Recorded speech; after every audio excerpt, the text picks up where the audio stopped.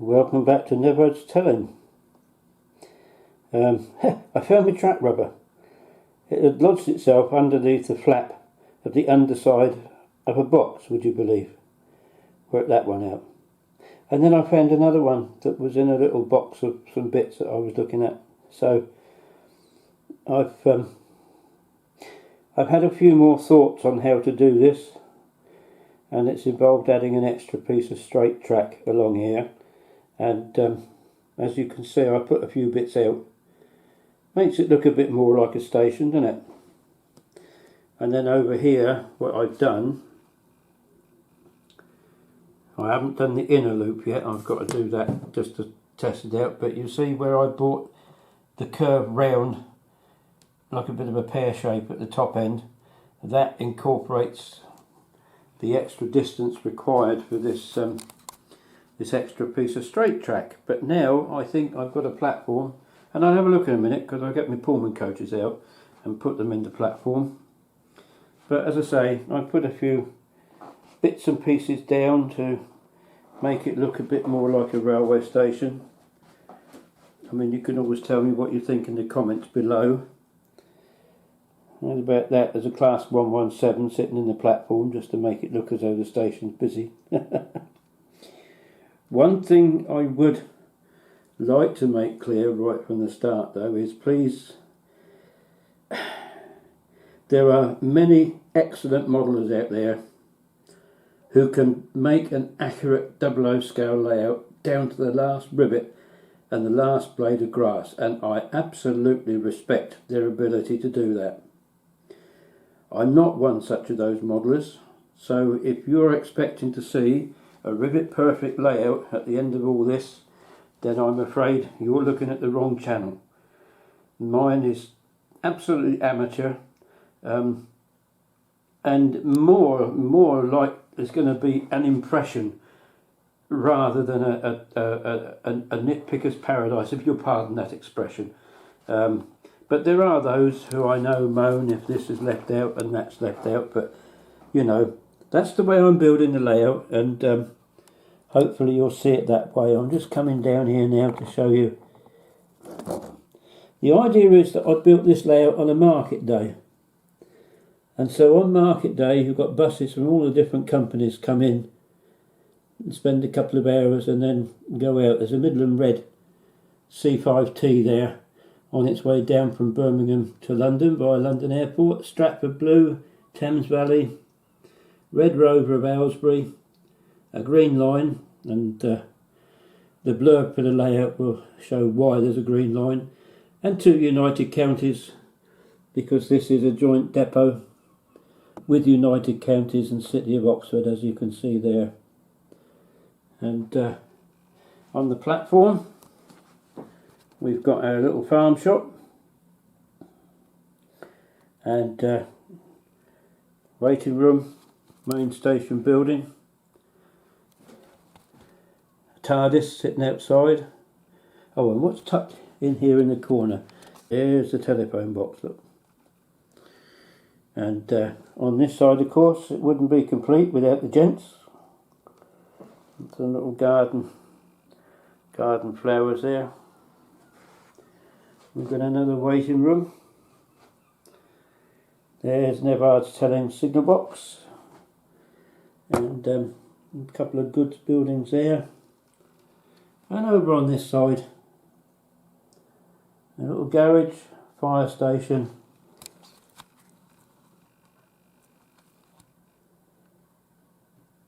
and the station hotel. So that's what I've done so far. It makes it look a bit more like a railway, doesn't it? But I know that you, a lot of you are waiting to see what I'm going to unbox next. So we'll move on to that, shall we? Well, as it said in the title, combine harvester? No. But I have got a brand new tractor. And one of the things I have to say about a Cura scale, and this is the first Cura scale model that I've got, there is another one coming, but I ain't telling you what that is. The size of the box. And it actually also comes wrapped in this So it's very, very well wrapped and put together. It gives you a silhouette on the top and then provides you with details of the locomotive itself. This is an early class 37, one of the earliest delivered, 6702. I remember, because they've been going since the 1960s. I mean, one of the longest lived locos still active on the main network rail setup. I can remember travelling behind these from Norwich to, from Liverpool Street to, no, it was Norfolk, wasn't it? Yeah, 1964, our first scout camp I went on, we went to Thornham in Norfolk. We travelled all the way up to Hunstanton by train. Can't do that now. And we travelled behind these class 37s. And we were living in Surrey at the time, and I was used to Southern Region Electric multiple units. These big diesels were foreign to me. But anyway, a Cura scale. Very interesting way they package their stuff. You've got the usual bits and pieces. That's the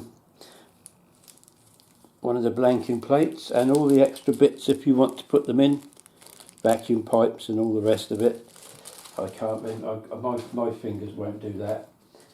Various assorted destination train reporting codes. And what I like about this is it gives you the information about the 4 figurehead codes as well. There's one, Liverpool Street to Norwich, express passenger at the top. So, all very helpful. And then they have you this, the Class 37 model locomotives. I think this is very well done, this, honestly. Complete with coffee stains on the back. And it tells you all about the English Electric Class 37s. The first 5. And the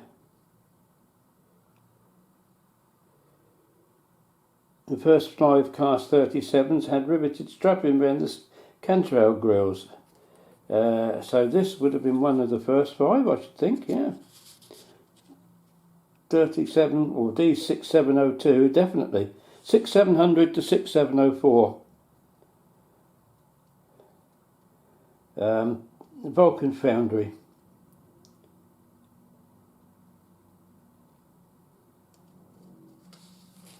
Anyway, I won't go into too many details, but they were introduced into East Anglia in 1960. This particular locomotive was delivered. And it tells you all about the other classes and subclasses and what's happened ever since. Nice informative photographic booklet. So well done, Acura scale, for that. And it gives you a nice informative leaflet about how to get your locomotive prepared and operating and all the rest of it. Tells you where to put the bits and pieces. And this is the most important for your DCC sound. It got a little information card here. It tells you all about what to press to make the different noises, etc. And I'll be having a go at that soon. So we'll put that down there, ready for me to use, because you want to see the loco itself, won't you? So let's have a go, shall we? You can't fault the packaging for companies like this now. Most companies now, one might almost say, are they overdoing the packaging? But when you're paying £300 practically for a locomotive, you want to make sure that it's going to arrive in tip-top condition, don't you? So, yeah, I've got another one of these plasticky things to negotiate. We'll get there in a minute. There we go, I think. There, whoops, messed that up. Still trying to work out how to get the right curve to get into a bay platform there, but that will come. Oh, my back's there. Anyway, here we go, we're getting in there. I've just got to figure out.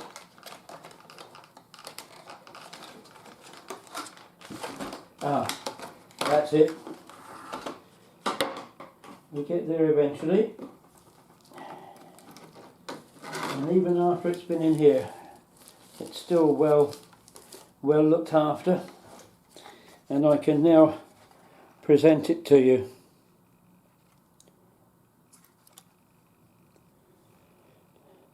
D6702, fitted with the early. I don't really like these yellow warning panels, but unfortunately they were a feature, and I wanted this particular version because it was the only one in green I could get. Acura scale locos sell very, very quickly, but as you can see, it's a lovely model, and I tell you what, it's blooming heavy. So I'm going to get in on the track and let's see what happens, shall we? Well, there he is, just about to couple up to the Pullmans. So what we need, of course, is to start the engine up, don't we?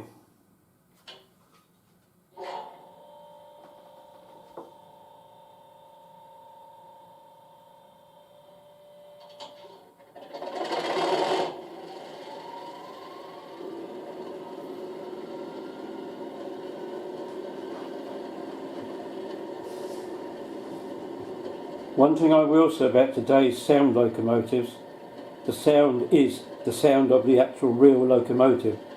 I've got a couple of very early DCC sound locos that were just generic diesel sound, and it's not the same, as you can hear. This is just ticking over nicely. We're just going to move him back onto his train.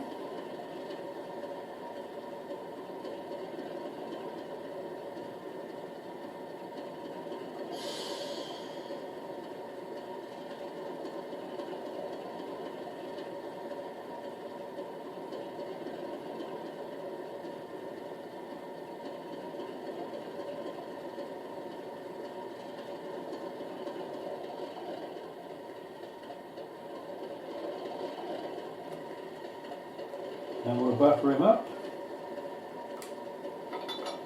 And there we go. Right.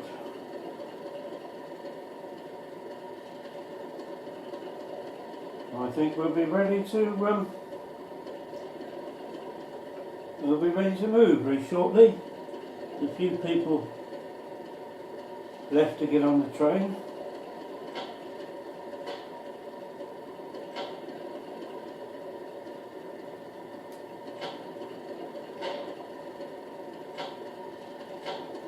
Right.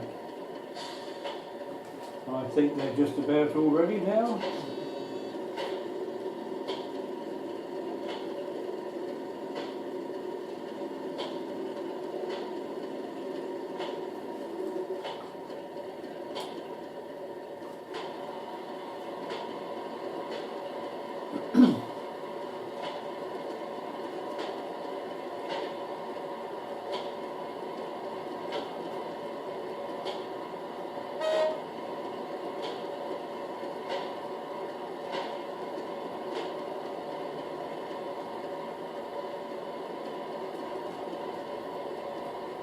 Right, are we ready to go, I wonder? Well, the second man is just about to get into the cab. That's it. Is the guard ready? The radiator fan can stop now.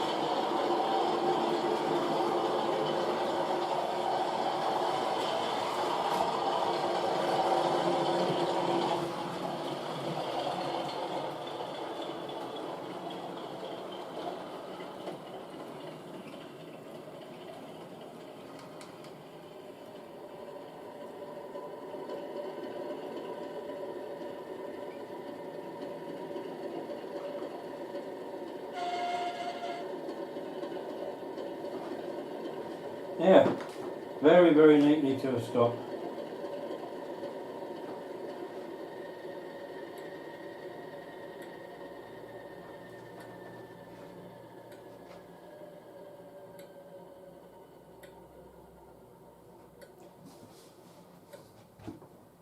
And I think you'll agree with me, that is a most impressive model. Now, there is a link between this and what I'm about to say now. Is those of you that know me know that I volunteer on the Kent and East Sussex Railway, and this coming weekend, as you see this, you'll be seeing this on Monday the 8th of April. So Friday, Saturday, Sunday, 12th, 13th and 14th, we have the first diesel gala at the railway that we've had for many, many years.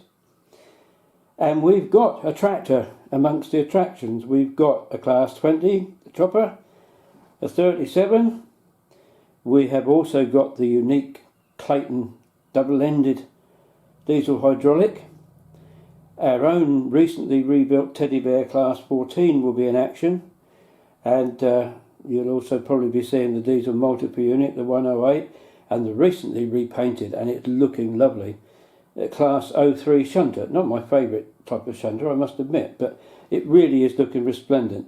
And if you're very lucky at Tenterton and you've got a few quid to spare, you might be able to have a go at driving our other unique locomotive, Rowntree's number 3.